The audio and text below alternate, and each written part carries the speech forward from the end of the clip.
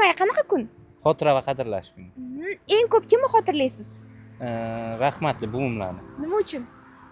Yaqinda vafot etdilar. To'g'risi mehrim juda boshqacha edi buvimni. Xotira bayrami, Aynan o'sha kuni ko'proq kimni xotirlaysiz? o'tganlarni, urushga qatnashganlarni, xotira va qadrlash jangda qatnashganlarni Amir Temurni ham xotirlashadimi? Yanachi? Alisher Navoiy xotira va qadrlash kuni Aynan o'sha kuni kimni ko'proq xotirlaysiz? o'tgan yaqinlarimda. O'zbekistonning birinchi prezidenti Islom Abdug'aniyevich Karimovni biz xotirlaymiz. Barcha o'tgan ustozlarni, biz oliy ta'lim xodimlarimiz, ta'limda ishlaymiz.